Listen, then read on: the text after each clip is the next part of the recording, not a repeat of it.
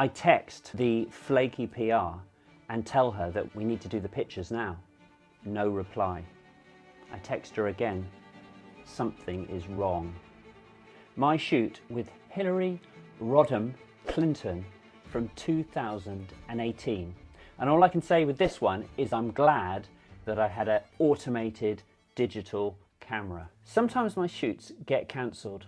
It's obviously better if you're given a bit of notice, but I understand circumstances change, things happen, you have to roll with the punches. I remember driving down to Rye in East Sussex and sitting in my car outside the house of Spike Milligan, waiting to do the photo shoot. I was told to wait in my car. At one point, a ghostly figure, a head sort of appeared at one of the windows, but he never came out and I never got my pictures. Something similar happened with Sadie Frost outside her place in Primrose Hill. Shit happens. But far worse than all that was my day with Hillary. And it was also indicative of the contempt that some people, some famous people have towards those lower in the food chain, as they would probably regard us bottom feeders. Shoots with people like Clinton are a great opportunity. The work, by its very nature, will be seen more widely and perhaps discussed and become part of the zeitgeist. And as a photographer, that's what you want. You want your work to be seen. The shoot was at Swansea University and we arrived bright and full of anticipation. I intend to give her a copy of my book, my first book, Survivor, a portrait of the survivors of the Holocaust, in order to curry favour, to sort of differentiate myself from the reams of other snappers who've taken her portrait over the years. Show her I'm serious, a person and somebody to be reckoned with.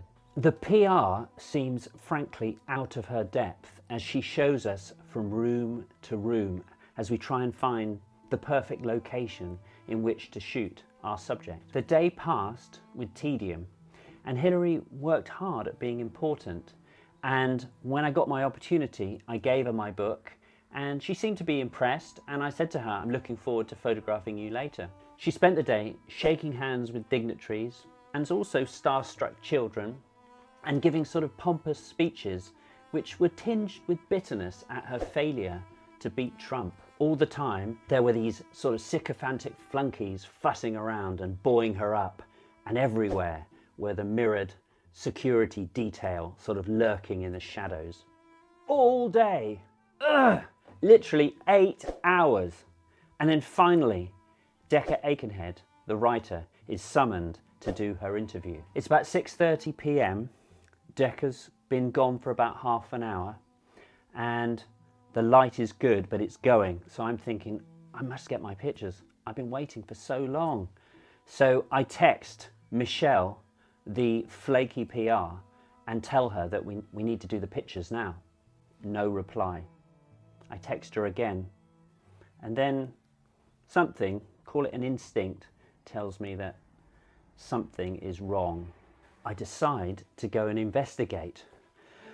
I take a deep breath. There's all these sort of security men there, quite scary, you know, like something out of Homeland. And I walk confidently past them all into the space outside of the room where the interview has been taking place. And Hillary and her entourage come out, completely ignore me, and they're walking out of the building. Decca has done her interview and she's sort of walking after them and sort of explaining that they have to do the photo shoot.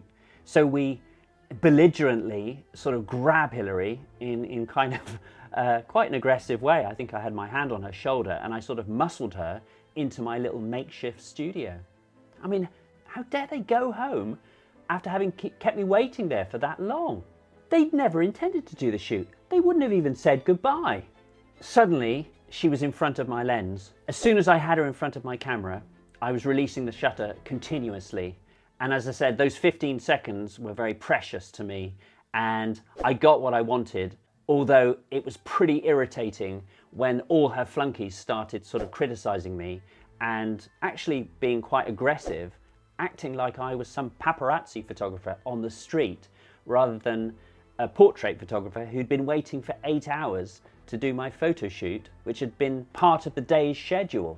I wasn't meant to get any pictures, The publicist was an incompetent chancer who had sort of bigged herself up and presented herself to The Guardian as somebody who could get an interview and pictures when she didn't really have any authority. She was basically writing checks that she couldn't cash. I was furious. So on the way back, I sort of pulled the car over in front of an off license.